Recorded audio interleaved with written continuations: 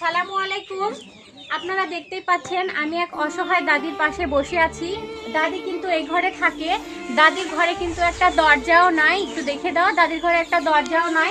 এখানে কিন্তু একটা চট ঝুলিয়ে দিয়ে দাদি এই ঘরে থাকে এবং ঘরে একটা চকিও নাই। একটা মেঝেতে, একদম মাটিতে একটা মেঝেতে চট পেরে কাঁথা পেরে দাদি শুয়ে থাকে এবং যে শুবে ঘুমাবে সেই বালিশটাও তার নাই।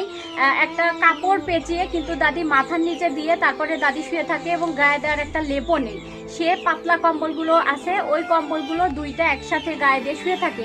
এইটাতে কি দাদির শীত যায় আপনারাই বলেন? তো আজকের ভিডিওটি আপনারা যারা যেখান থেকে দেখছেন অবশ্যই সবাই বেশি বেশি শেয়ার দিয়ে দিবেন এবং এই অসহায় মানুষটির পাশে এসে দাঁড়াবেন, এই একটা আহ্বান আমার আপনাদের কাছে।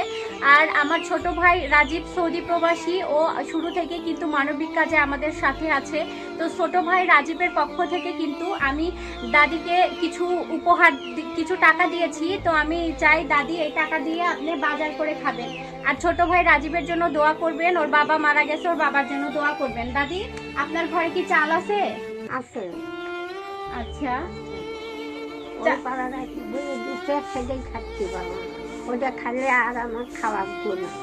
আচ্ছা, কতখানি চাল দিছে? কতটুক দিছে? 5 কেজি। 5 কেজি দিছে? কয়দিন আগে দিছে?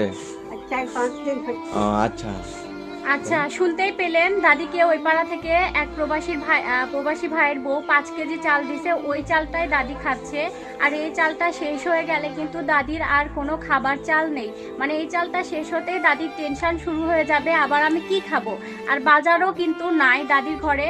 তো আমি আপনাকে যে টাকাটা দিছি এটা দিয়ে বাজার করে খাবেন দাদি, আর আমরা আবারও আসবো।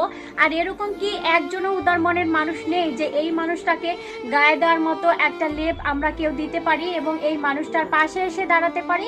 আমি চাই আপনারা সকলে, এরকম অসহায় মানুষ আছে হাজারো, আপনারা সবাই বাংলাদেশ থেকে বলেন, প্রবাস থেকে বলেন, চলে আসেন এবং এই উদার মনের মানুষরা এসে এরকম অসহায় মানুষদের পাশে দাঁড়ান এবং এদের জন্য আমরা একটুখানি কিছু করি। তাদের একটু ছোট্ট একটুখানি হাসি কিন্তু আমাদের কাছে অনেক বড় একটি পাওয়া। যে ঘরে খাবার চাল নেই সেই ঘরে দাদি যার খাওয়ারই কিছু নেই, সে তারপরে শুবে কিসে, গায়ে দিবে কি, এসব নিয়ে টেনশন করবে কখন? আর এই মানুষটা কিন্তু রান্না করে খায়, একাই রান্না করে খায়। তাহলে এই মানুষটা কি সেই বয়স আছে? একাই রান্না করে খায়। একাই করে খায়। ও কতদিন ধরে খান? ওরে বাপরে, বহুত দাদা মোরা। দাদা মরে যাওয়ার পর থেকে খান? অনেক বছর ধরে একা একাই খান? আর এই রুমে থাকেন? আচ্ছা, আপনার তো ঠান্ডায় অনেক বেশি কষ্ট হয়, কারণ এই বস্তার, এই থালার বস্তায় তো আপনার কষ্ট হয়। বাতাস যায়, এখানে কিন্তু অনেক বাতাস।